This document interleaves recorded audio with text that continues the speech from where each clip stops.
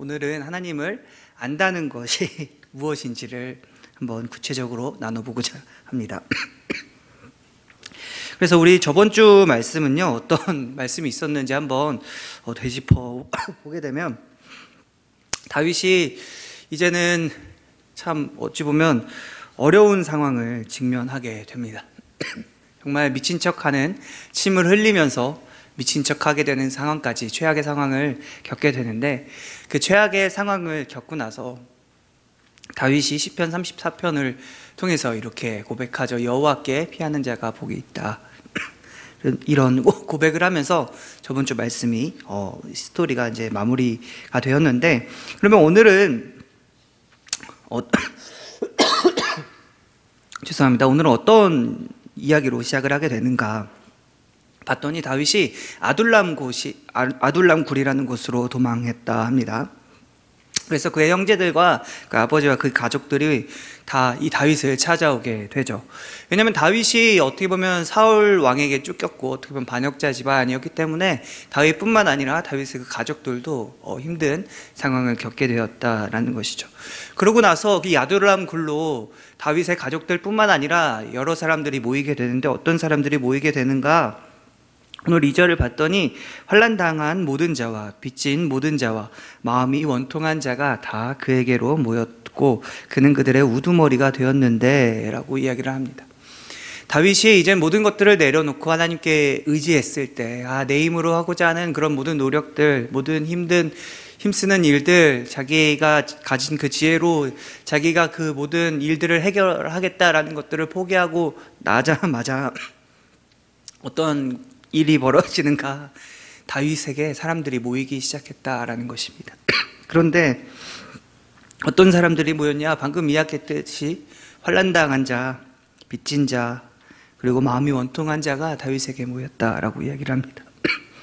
그래서 그렇게 어떻게 보면 다윗은 그들의 우두머리가 되고 그들을 다스리는 그들의 어떤 왕 같은 사람이 되게 되었는데, 아둘람굴에서 머문 것이 아니라 이제는 이 다윗이 모압 미스베로 가게 됩니다. 그래서 모압 왕에게 이렇게 이야기를 합니다. 하나님이 나를 위하여 어떻게 하실지를 내가 알기까지, 하나님의 뜻을 내가 알기까지 모압 왕 당신이 내 가족들과 나의 친지들을 좀 지켜주세요. 부탁합니다. 나의 가족들을 부탁합니다. 라는 말을 청하게 되죠. 그래서 그의 부모와 그 가족들을 이제 모압 왕에게 두고 이제는 이 모압 왕과 요새에 거하게 됩니다. 그런데 이 요새에 있는 다윗에게 누가 찾아오는가? 선지자 갓이라는 사람이 찾아오게 되죠. 그러면서 이런 말을 전합니다. 너 이 요새에 있지 말고 다시 유다로 돌아가라. 다시 이스라엘로 돌아가라. 라고 명령을 하게 됩니다. 다윗이 분명히 하나님의 뜻을, 하나님이 나를 어떻게, 하나님 뜻을 알기까지 모압에 있으려고 했고, 그 가족들을 모압 왕에게 이제 부탁을 했는데, 이제 하나님의 뜻이 선지자 갓을 통해서 이 다윗에게 전해지게 되었다라는 것이죠. 그래서 다윗이 어떻게 하는가? 하나님의 뜻이 내가 이스라엘로 돌아가는 것에 있으니 내가 돌아가겠다라고 하는 그런 순종의 모습을 보여주게 됩니다. 그런데 참 안타깝게도 사울이 이 다윗이 나타났다 함을 듣게 되었다라는 것이죠. 그래서 어떤 행동을 취하느냐? 사울이 기브아 높은 곳에서 손에 단창을 들고 에셀 나무 아래에 앉았다라는 것이죠. 이 에셀 나무 아래에서, 기브아 높은 곳에서 에셀 나무 아래에서 손에 단창을 들고 내가 다윗을 반드시 죽이겠다라는 그런 결심과 내가 다윗을 어떻게든 찾아내서 이 다음 나의 아들이 이을 이 왕국, 또 내가 가지고 있는 이 왕의 자리를 빼앗기지 않겠다라는 그런 결심을 보여주는 곳이 바로 이 에셀 나무 아래에 있는 그 손에 단창을 들었다라는 어떤 이 장면의 묘사가 주는 의미다라는 것이죠. 그러고 나서 이렇게 이야기를 합니다. 자기 주변에 선 신하들에게, 베냐민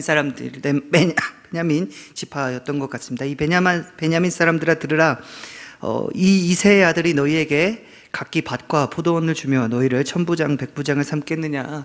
이새의 아들이 도대체 누구이기에 왕도 아닌데 어떤 권력이 있기에 무엇을 가졌기에 내가 너희에게 주듯이 천부장 백부장을 삼고 밭과 포도를 주겠느냐. 너희에게 누가 땅을 주겠느냐라고 물론 호소를 하면서 너희들이 다 공모하고 내 대적인 다윗을 지켜주고 다윗에게만 협조를 하고 나에게 향한 그 반역들을 그냥 그대로 두는다. 내 편은 하나도 없지 않느냐. 너희가 어떻게 그럴 수 있느냐. 나의 신하들임에도 불구하고 어떻게 그러느냐 라는 그런 호소를 자기 신하들에게 하게 됩니다. 그러면서 이야기하는 것들이 참 사실이 아닌 것들까지 자기가 상상으로 만들어낸 그런 위험들, 불안 요소들까지 이야기를 하면서 마치 그게 사실인 양 이야기를 하죠.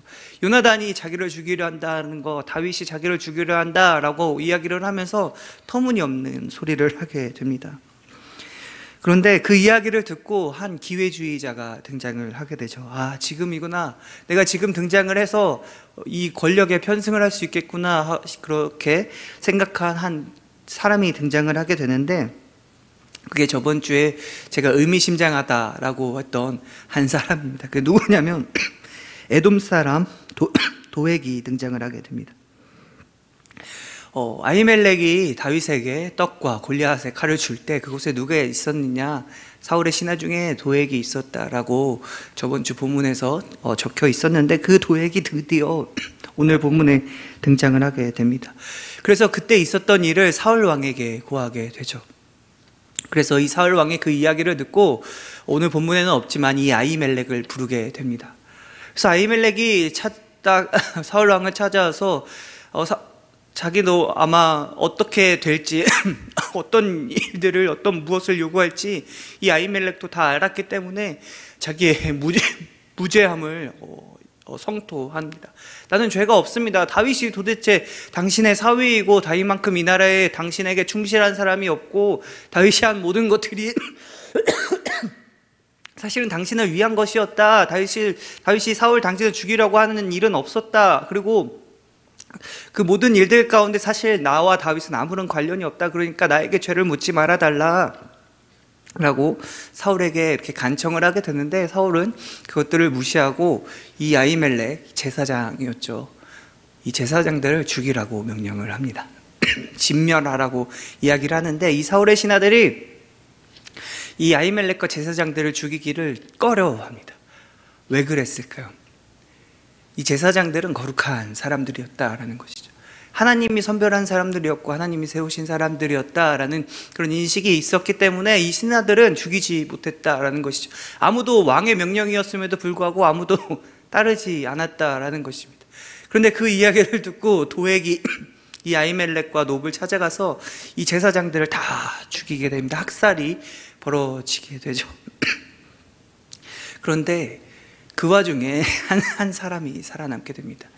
이 아히멜렉의 아들이었는데 이 아비아달이라는 사람이었습니다. 근데 이 아비아달이 결국엔 누굴 찾아가게 되느냐? 다윗을 찾아가게 되죠. 그러면서 있었던 일을 다윗에게 말하니까 다윗이 어떻게 대답을 하느냐? 내 잘못이다. 내가 거기에 도액이 있는 줄 알았음에도 불구하고 어떤 대처를 하지 않았다. 내 잘못이다. 그러니 너가 나에게 찾아왔으면 내가 너를 환대하고 너를 지키고 너를 보호하겠다. 나와 함께 있자라는 그런 참 이 불쌍한 아비아달을 받아주는 모습을 보게 됩니다. 그런데 이 이야기 가운데 우리가 참 중요한 초점이 두 가지가 있습니다. 하나는 큰 초점이 하나가 있고 거시적인 초점이 하나가 있고 하나는 미시적인 초점, 작은 초점이 하나가 있는데 이 두 개가 서로 떨어진 것이 아니라 같이 나가고 있습니다. 이 본문 가운데 지금 이 다윗의 이야기 가운데 두 가지의 관점이 있다라는 것이죠. 먼저 작은 초점부터 한번 살펴보게 되면 이 다윗이 어떤 상황이었나요? 이제는 하나님의 뜻이 나에게 가장 중요하고 하나님께 나아가는 것이 내 삶에 참 중요하고 제일 우선순위에 있는 일이다. 사실 내가 할 수 있었던 일이 많이 없었구나. 하나님이 함께 하셔야만 내 삶에 희망과 의미가 있었구나라는 그런 사실을 깨닫고 하나님께 순종하는 삶을 살기 시작했을 때 또 그런 하나님을 알아가기 시작했을 때 다윗의 주변에 사람들이 모이기 시작합니다. 모든 것들을 잃었던 그 다윗에게 다시 한번 하나님의 채우심이 시작되었다라는 것이죠. 사람들이 모이고 다윗이 점점 이제는 다시 이겨나갈 수 있는 점점 왕으로서의 모습이, 자신의 그런 성숙과 신앙의 성숙이 점점 이 다윗에게 벌어지는 이런 일들을 통해서, 다윗이 모든 것들을 하나님 앞에 맡겼을 때 오히려 모든 것들을 내려놓고 포기했을 때 하나님께서 그 다윗을 세우시는 모습들을 보게 된다라는 것이죠. 그러면서 한 가지 더 큰 초점을 말씀을 드리면 어떤 부분이 있느냐, 이 다윗이 결국에는 하나님께서 이스라엘을 왕으로 세우셨다라는 것인데, 그럼 이 다윗의 왕국이 드디어 시작되었다라는 것입니다. 그 이전까지 다윗이 우두머리가 되었다라는 말이 어디에도 등장하지 않죠. 그러고 나서 이제는 정말로 다윗이 모든 것들을 내려놓고 다 자기 힘으로 하려는 그런 노력들을 다 내려놓았을 때 사람들이 모이기 시작했는데, 그 모인 사람들이 어떤 사람들이었느냐, 아까 말했듯이 환난당한 자, 애통한 자, 모든 빚진 자였다라는 것이죠.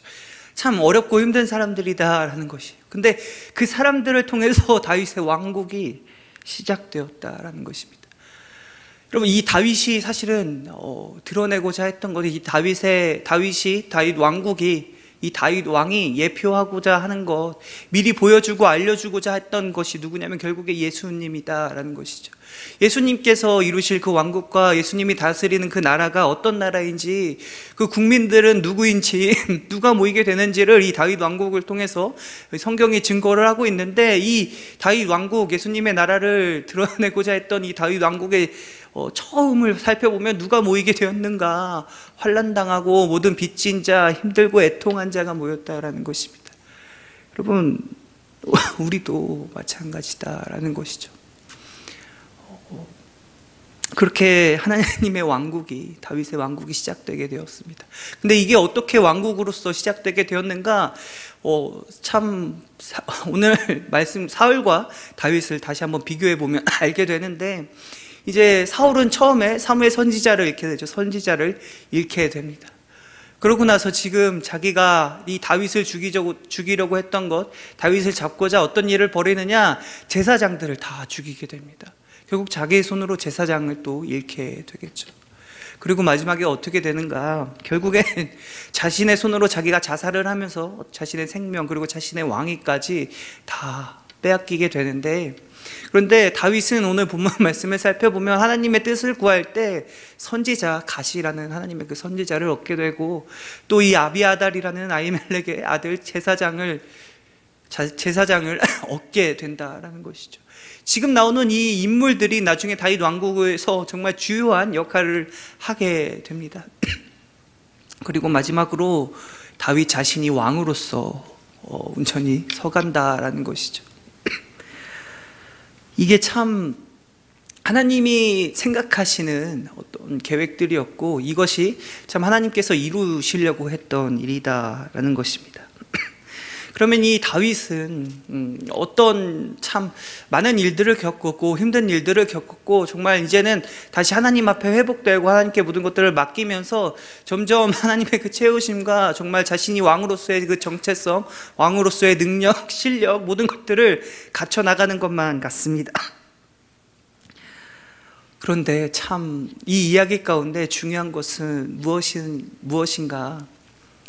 다윗의 신앙의 성숙과 또 다윗 왕국의 지어짐과 다윗이 어떤 인물인가가 중요한 것이 아니라 하나님께서 무엇을 이루고자 하셨는가라는 것이죠. 다윗은 이 이후에도 수많은 실패와 수많은 하나님께 대한 반역과 어찌 보면 배신, 하나님의 뜻을 따르지 않는, 그리고 오히려 너무나 끔찍한 죄까지 저지르게 되는데, 근데 그럼에도 불구하고 하나님께서는 이 다윗을 통해서 이루실 일들이 있었고, 이 다윗을 이스라엘의 왕으로 세우셨으며 지금까지 이 이스라엘 사람들에게 다윗 왕이다라고 하면 너무나 위대한 왕인 그런 참 중요한 사람으로 인식이 되며, 또 성경에서는 이 다윗 왕의 그 족보 가운데 예수님이 등장하게 되는 엄청난 복을 받게 됩니다. 무엇이 중요할까요? 오늘은 참 많은 이야기가 오가는데 그 중에서 여러분들이 좀 집중해서 제가 강조드리고 싶은 말씀은 뭐냐면, 하나님께서 이루시고자 하는 일들은 반드시 이루어진다라는 것입니다.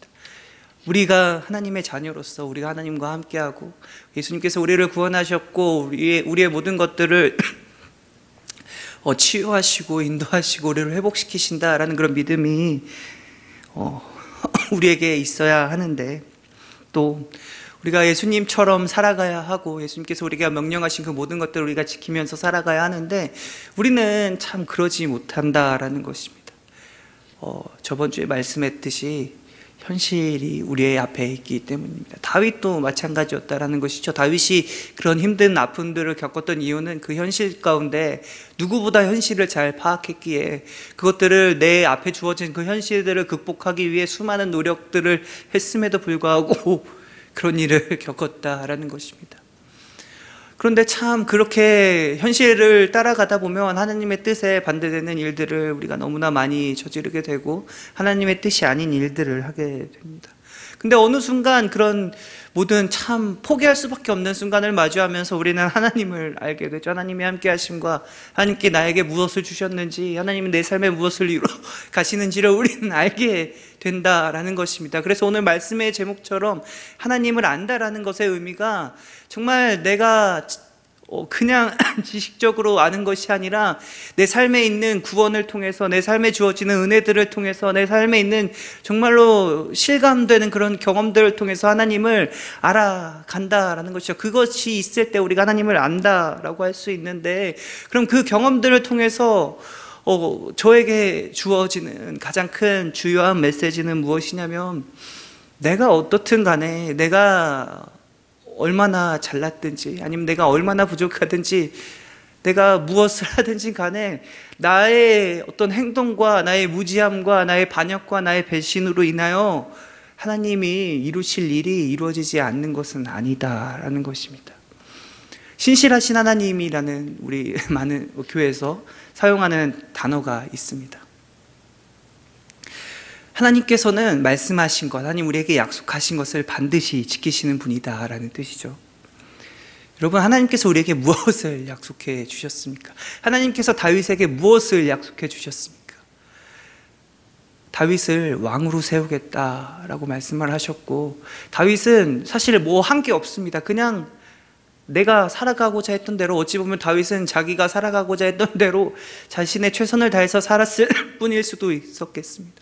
그런데 그 다윗을 왕으로 세우시기까지의 많은 일들을 겪게 하시고 많은 아픔들을 겪게 하시고 또 하나님을 알게 하신 것까지, 그 모든 것들이 다윗을 왕으로 세우시기 위한 하나님의 그 뜻과 계획이 있었기에, 하나님의 그 약속이 있었기에 다윗이 했던 그런 행동들과 모든 것들을 다 이기시고, 그런 것들과 상관없이, 아니 그런 것들을 통해서 다윗을 왕으로 성숙하게 하시며 왕으로 세우시는 모습들이 오늘 본문을 통해 우리에게 전해진다라는 것입니다.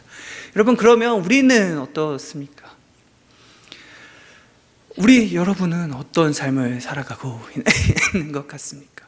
하나님이 내 삶에 함께 하시지 않는 것만 같은 그런 상황들, 나에게 닥쳐오는 많은 아픔들과 또 불확실한 미래들, 그리고 내가 어찌할 바를 모르고 하나님의 뜻이 어디 있는지 모를 때, 여러분 참 우리는 힘든 상황을 겪게 되고 또 반복된 실수들과 또 반복된 죄악들을 너무나 많이 지으며 살아가는데, 그 가운데 여러분 우리에게 참 감사와 희망과 은혜와 기쁨이 되는 것은, 또 소망이 되는 것은, 그럼에도 불구하고 예수님께서 우리를 구원하셨고 그럼에도 불구하고 나를 통해서 예수님께서 또 하나님께서 이루실 그 일들이, 그 계획들이 있으면 우리가 반드시 신뢰해야 한다라는 것입니다. 우리는 무너질 수 있습니다. 여러분, 나 자신을 보면 나는 원래 못하는 사람이고, 나 자신을 바라보면 난 너무나 작은 사람이고, 나 자신을 바라보면 나는 아무것도 아닌 사람이다. 다윗도 마찬가지로 그랬죠. 다윗이 뭐가 뛰어났습니까? 그런데 다윗이 왕이 되었던 것, 또 여러분, 내 삶 가운데 내 삶의 희망이 있고 내 삶의 미래가 있고 내 삶의 계획이 있는 것, 그 모든 것들이 사실은 지금 나에게 주시는 하나님의 은혜와 하나님의 인도하심이다라는 것입니다.